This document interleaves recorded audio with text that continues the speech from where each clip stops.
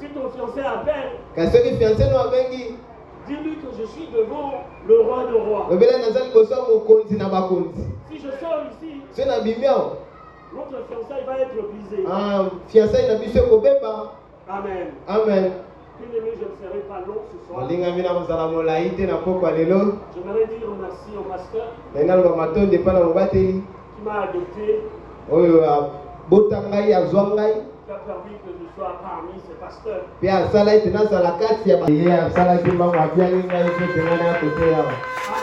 Amen. Le pasteur Jacques Mabo va nous Pasteur Jacques Mabo, il y a longtemps qu'il a parlé d'ici. je vais déjà venir intervenir ici une fois. Mais cette occasion est la meilleure pour moi. Parce que c'est l'occasion de l'anniversaire. Mais tout à l'heure, la sœur a fait allusion à un passage. Et elle a parlé d'Ebenezer. Jusqu'ici. Jusqu'ici. Jusqu'à maintenant. À partir de ce point-là. Jusqu'à où je suis maintenant. C'est l'Éternel qui m'a sécurisé. Amen. Amen. Si nous avons fait 10 ans aujourd'hui, tout au long de ces 10 ans, c'est l'Éternel qui nous a sécurisés. Nous fêtons le 10 ans. Mais qu'est-ce que c'est une très bonne chose. Amen. Amen. Et pourquoi cette église a été plantée à cet endroit? Ça aurait dû rester en GB, n'est-ce pas? Mais pourquoi ici? Pourquoi ici? Pourquoi cette église ici? Quelqu'un peut me dire pourquoi? Parce que GB est à côté, on peut marcher. Et pourquoi cet hôtel ici?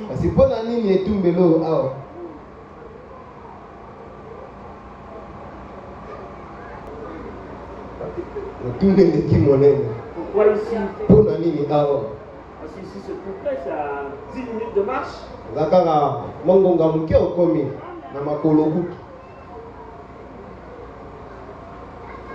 Vous avez voulu faire une compétition avec GB peut-être. Vous avez fait le bilan, vous avez dit, mais Dieu nous a secourus. C'est pourquoi nous avons fait ces 10 ans. Mais en contrepartie.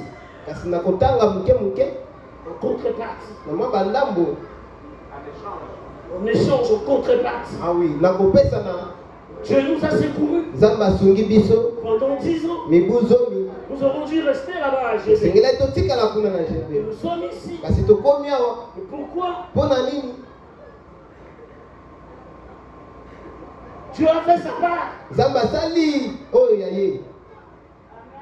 Mais quelle est notre part?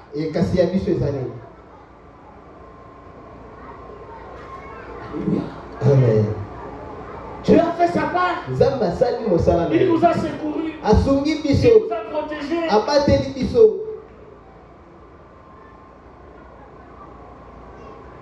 Amen. Amen. Alors quand on fait le bilan, on va avoir une perspective d'avenir.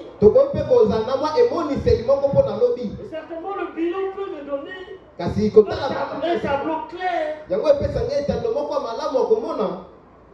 de ce que Dieu a permis, Dieu qui m'a secouru a permis que je fasse pendant les 10 ans. Est-ce que c'était assez? Ce que j'ai fait pendant ces 10 ans par rapport au secours de Dieu. Est-ce que quelqu'un m'écoute? Qu'est-ce que j'ai fait par rapport à ces 10 ans? Qu'est-ce que j'ai fait? Ou ce que je fais est plus significatif que le secours. Amen. Amen. Amen. C'est l'ensemble qui fait ces 10 ans. Amen. Amen.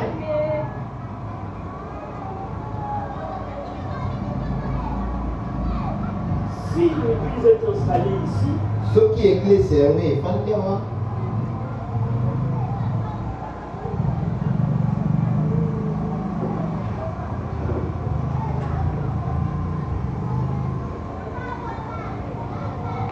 je pense qu'il y a une raison. Amen. Amen.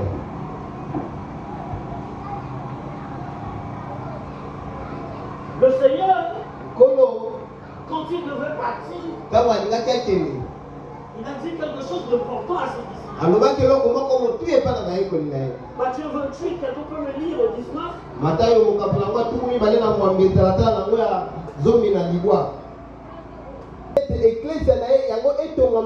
Que aussi que sa mission puisse atteindre l'objectif. Amen. Amen. Et lorsqu'on fait un bilan, à la fois on dit merci Seigneur de nous avoir secourus. On va aussi dire mais qu'est-ce que moi en tant que partie j'ai fait par rapport à cette mission. Amen. Amen. Qu'est-ce que j'ai fait par rapport à cette mission? Dieu a déjà fait sa part pendant ces 10 ans. Qui était là au premier jour? Qui était là au premier jour? Là-bas. Qui était là au premier jour? Mettez-vous debout pour que je puisse apprécier.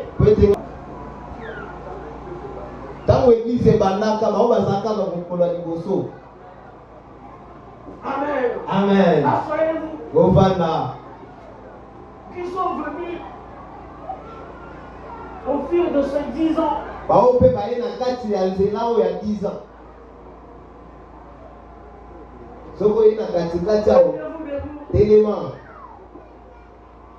Voilà. Oh, nous sommes dans 4 à 10 ans tellement. Jusqu'aujourd'hui. Qui nous les loue? Qui? Man. Qui est invité? Qui est invité aujourd'hui? Oh, pas les gars, mon colonie, les locaux. Nani? Qui est invité? Ouais, mais mon colonie, les locaux. Je ne sais pas apprécier alors à ce moment-là. Je ne sais pas apprécier. Qui était là au début?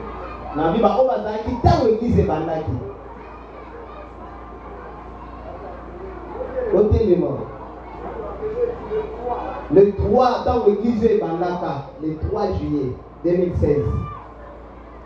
Ils sont juste une dizaine. Amen. Amen. Applaudissez pour eux. 2017, 2018, 2019, tellement. Mettez-vous debout. Mettez les mains. Vraiment. Amen. Amen. Asseyez-vous. Asseyez-vous. Applaudissez pour le pasteur.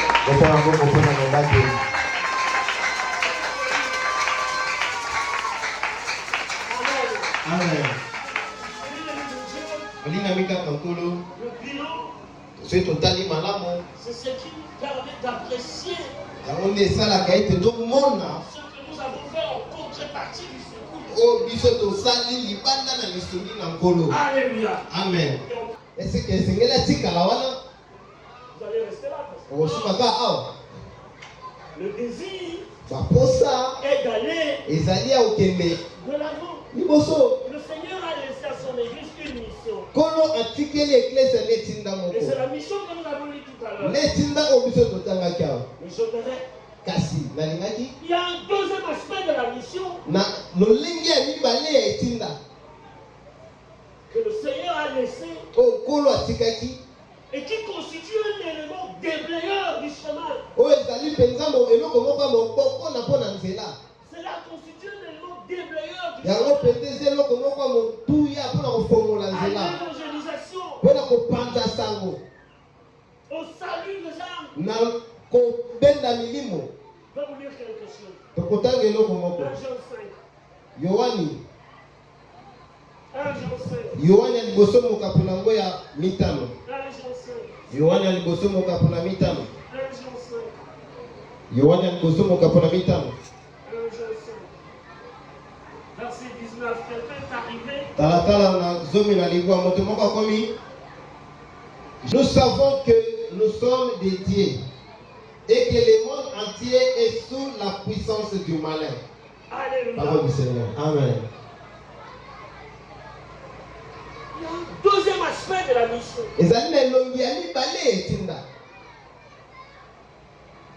En dehors de gagner les âmes, nous devons nous référer à ces versets pour dire que le monde entier est sous la pression de l'adversaire.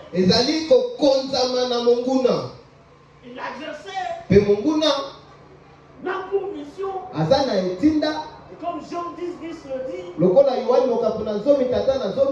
de faire quoi?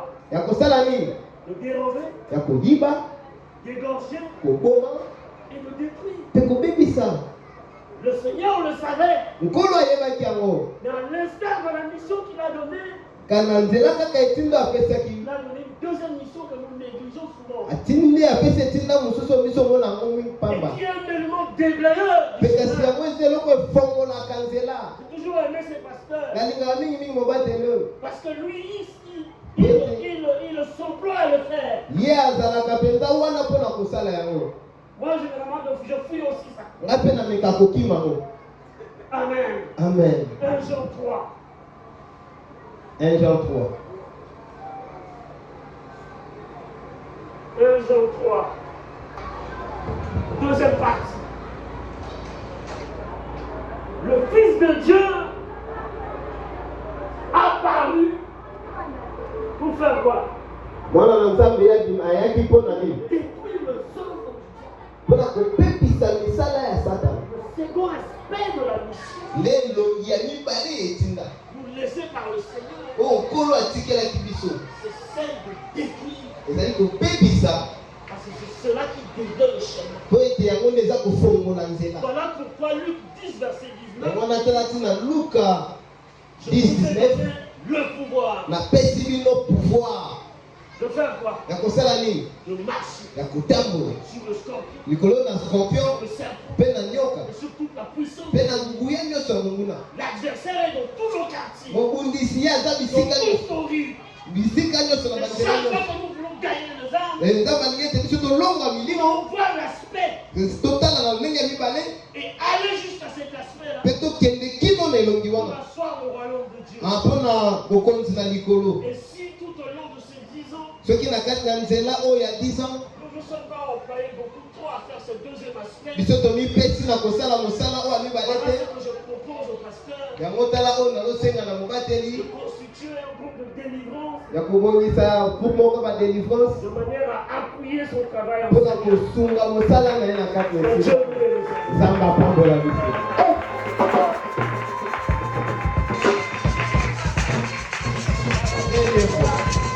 C'est pas vrai, c'est pas vrai. C'est pas vrai, c'est pas vrai.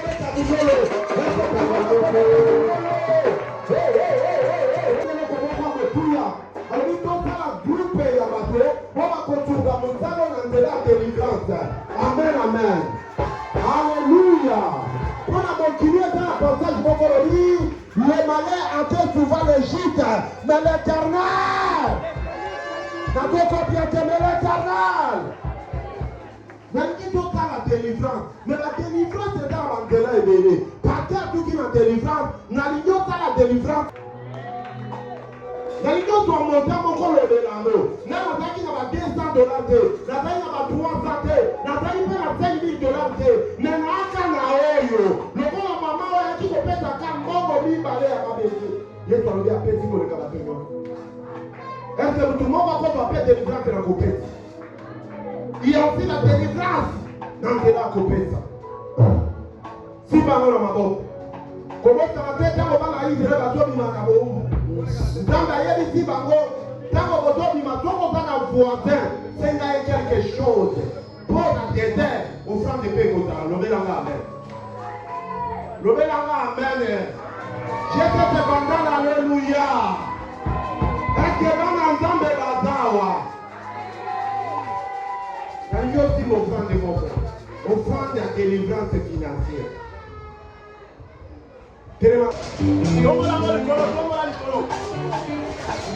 Chacun recevra selon l'œuvre de son main. Cette parole de toi. Et tu veilles pour l'accomplir. Merci d'accomplir cette parole. Pour la vie de ton fils et de ta fille. On va défiler au sol de tout ton nom. Amen. Au nom de Jésus. Amen. Amen. Vous bougez en tête, tu as général Azobima. Enfin, la mission de Zébé, la campagne.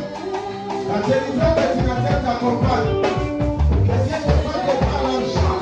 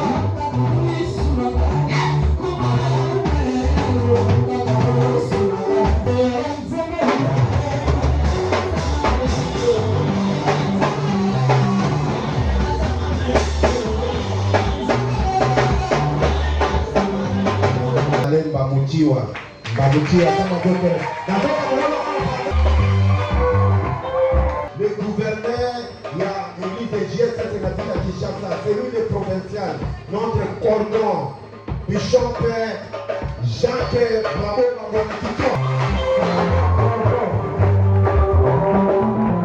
Représentation légale, Papa Nabiso Ouada chargé évangélisation, na GSS et Mobimba.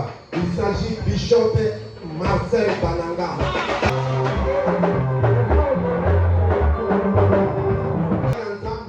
Révérend de Parker Karine. Oui,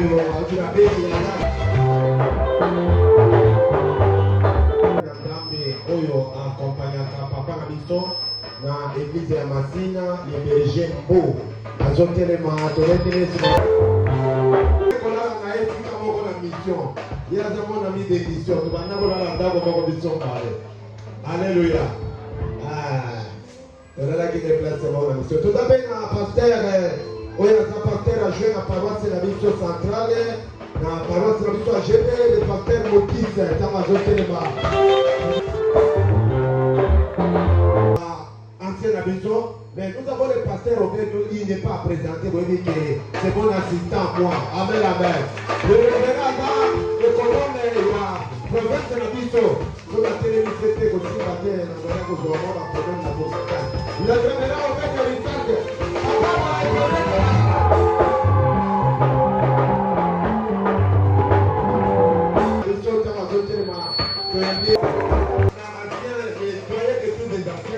Il y a dans mon polo na vitro na bapaka. Ancien José Kianda. Taba dote le matone de l'État. Ancien José Kambale. Andara kasa na vitro de l'État. Ancien andara kasa na vitro. Ya moko oya dans mon côté ya mapinga. Amen, amen. Le colonel Amouri. Taba dote le ma. D'abord, le Nicolas dans quelque part. Il ne m'a pas envoyé bien. Évangéliste Moïse. Évangéliste Moïse.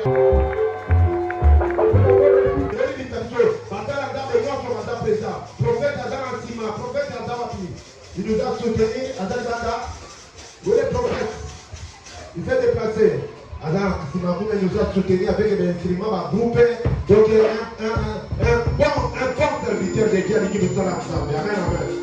Alors, tu vas passer ensemble et quand tu vas présent à côté de moi, vous allez passer ensemble et tu vas passer les sauter. Tellement église de ce tombeau, c'est pour que vous sachiez.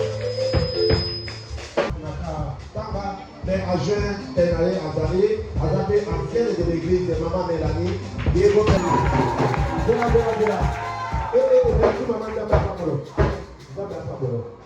Obed de Rissansi, Maman Annie de Modela Kiawa.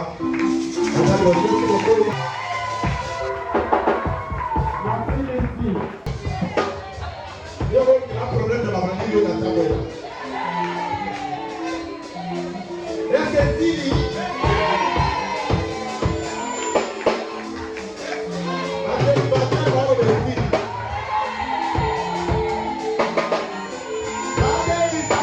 La première dame de la maison.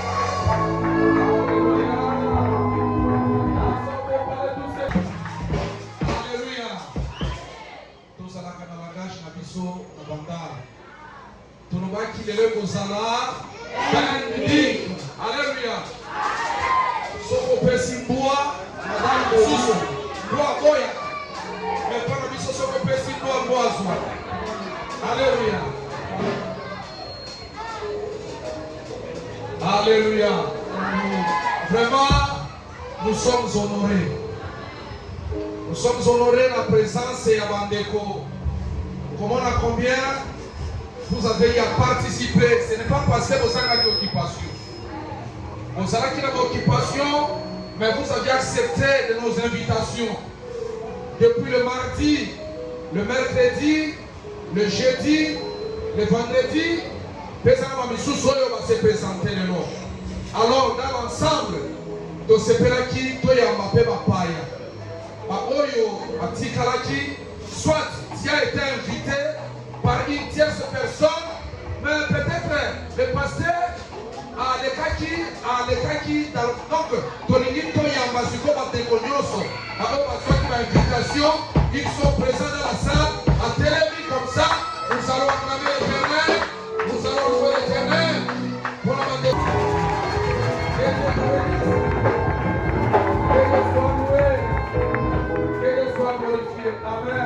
Jésus-Christ le seul sauveur. Donc, le banda na Yesu mobi qui se moussou à salité. Voilà pourquoi nous conseillons à Bino, pendant que Mazako Fanda, nous acclamons l'Éternel, que l'Éternel nous bénisse, et que l'Éternel nous fasse du bien.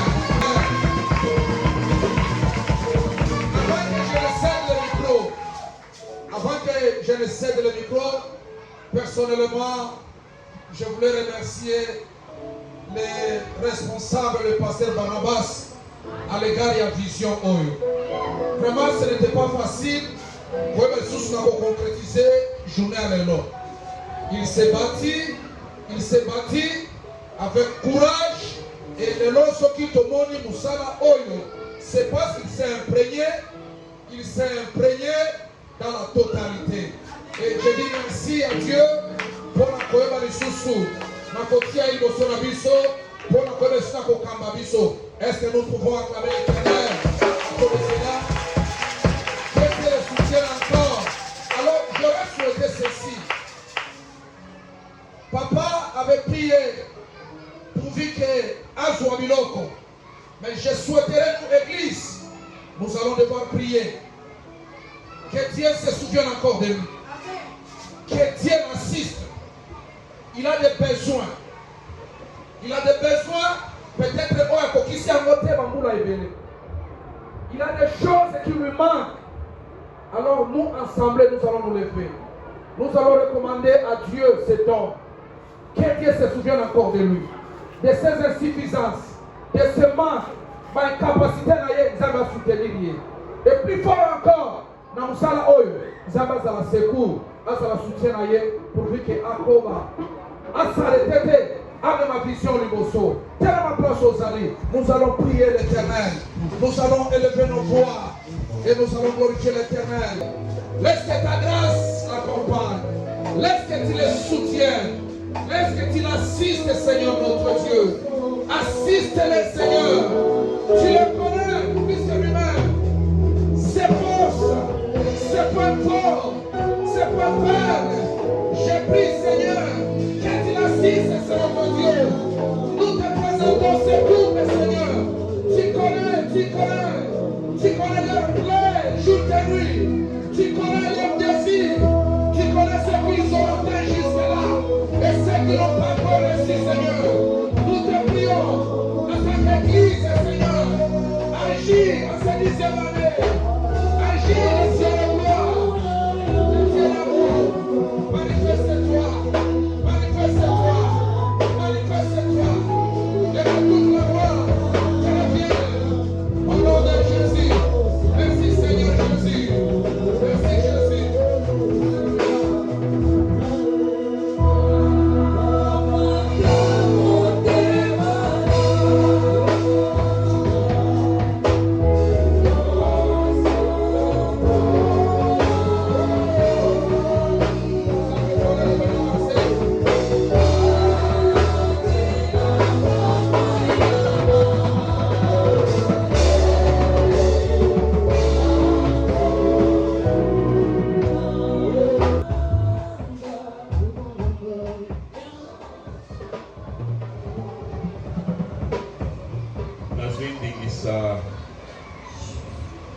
Na représentant légal adjoint osambela mpona ntina ya couple oyo parce que na suka ye nde akopambola biso. Nazolinga naloba ngo polele po ete lola eyoka mabele eyoka yo kozala témoin. Soki ana bato balobaka ngo pembeni pembeni to ekomi na dimension ke me bango moko baolobela yango lisusu te. Ce soir, je vais proclamer la vérité de la parole de Dieu. On a beau prier, na nyonso tosengi mpona bango sur le plan spirituel, sur le plan ministériel, sur le plan social. Mais nazotombola mongongo mpona kosambela bango babota bana. Ah mon Dieu.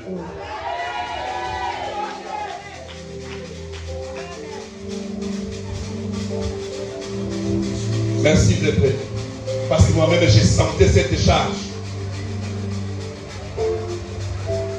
Il y a la tine, la cérémonie officielle, solennelle, pour être dans Nzambe à Salaka. Le banangelo Nzambe à Salaka. Je ne sais pas compter vos années de stérilité. Mais ce soir, et à pourquoi pas seulement la célébration du 10e anniversaire, mais à rien, Kosanga Kobota n'a pas eu ici. Nangolu oya Nzambe ya GSS, Nangolu oya Nzambe ya papa na biso. Opambo ma parce que tu es courageux. Parce que sinon, motomosusu, obando banga ke oteaka ke Nzambe abotisaka, Nzambe apesaka bana, wana diable zo yebisa yo, yo oyo zoloba Nzambe abotisaka, pona nini yo obotite. Mais lelo, opprobre wana, soni wana, oyo Yesu amema na ekulusu, elongwa likolo na biso.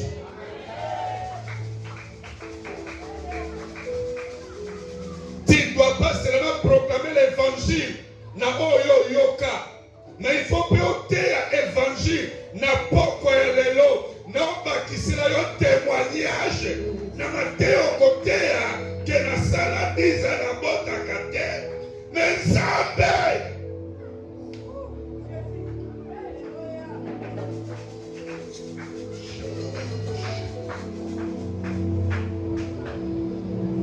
embrassez-moi. Il va nous suivre le bokanga makasi bo simbanga.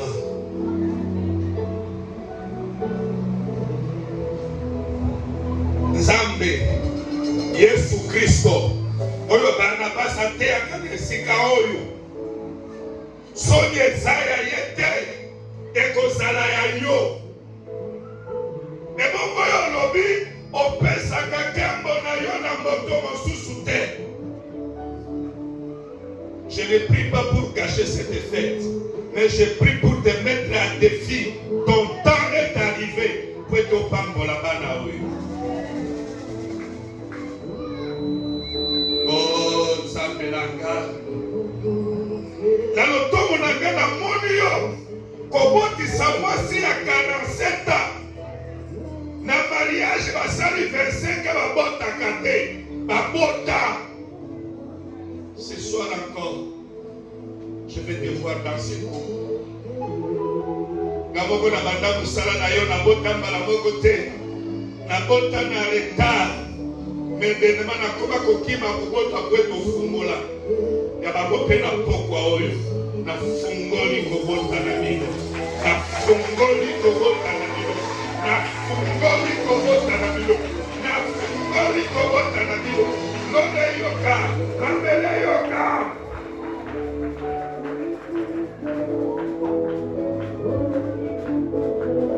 N'est-ce pas toi, Tibi? Fais de l'Éternel tes délices. Il te donnera ce que ton cœur désire. Barnabas na moi c'est basi basali dio. Kokisa posa na bango. N'est-ce pas lobby? Jusqu'à présent vous n'avez rien demandé. Demandez et il vous sera accordé afin que votre joie soit parfaite. Et c'est moi à Barnabas et Zalaka Kokata n'a pas quoi le tondi saya. Au nom de Jésus.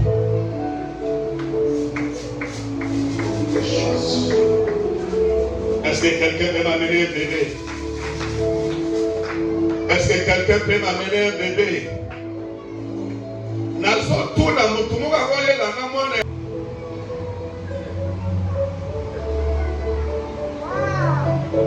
Nzambo ya pesa mwana oyo. Nde nzambo bino bozo salela. Tango bozo yambaye elembo. Ya bana oyo bokobota. Ya basi pe ya mibali. Pe bozo telema elongo na ye. Bozo telema. Bozo telema na bana. Prière eza prière na yo. Oya bango wana eza pe eloko nzambe akosala mpo na yo.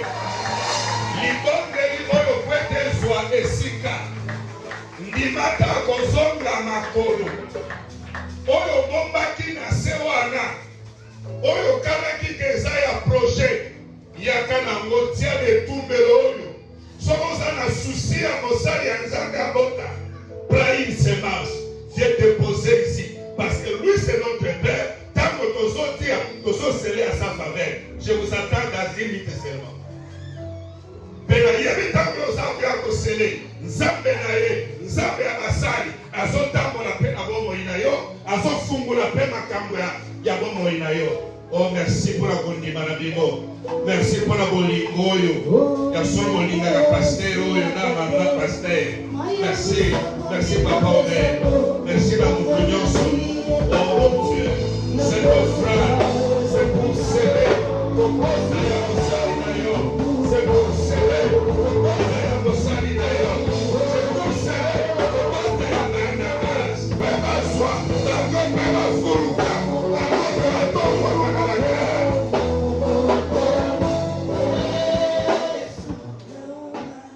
Vous aurez le début. Il y a moi na côté na bana mosusu ebele.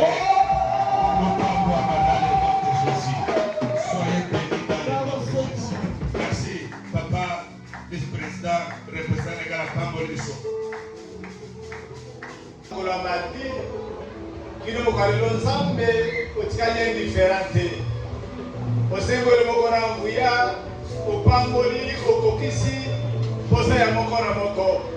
Wetolito kabwana tobitiki na moko na yo bateli malamu, batela biso na banzela, batela biso na bandaku, nyonso oyo ekomisami na munguna satana, ezala na bokonzi te kati na biso, kasi kombo na yo ekumisama. Na kombo na Yesu Kristu, topamboli baebanzo, bakontribuaki mpona resuti ya musala oyo. Meme katikati na organisation, yo ndoza nzambe, ozalaka ndingo na motu te, kanisela moko na moko. Na pamboli bakambi etonga oyo, na pamboli bakolaborateur na ye, pe na pamboli kolo lupango oyo.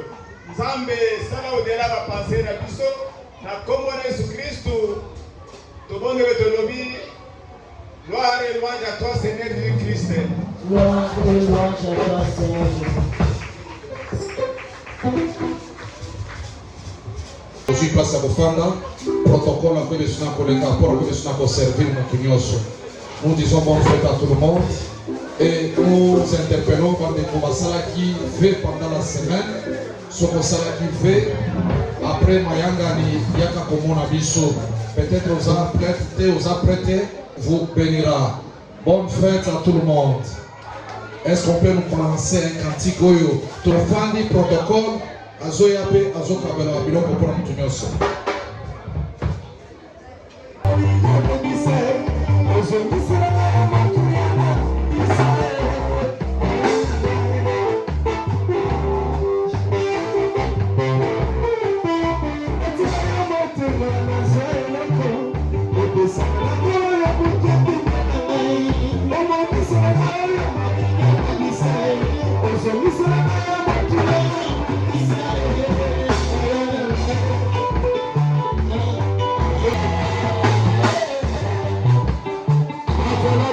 Thank you.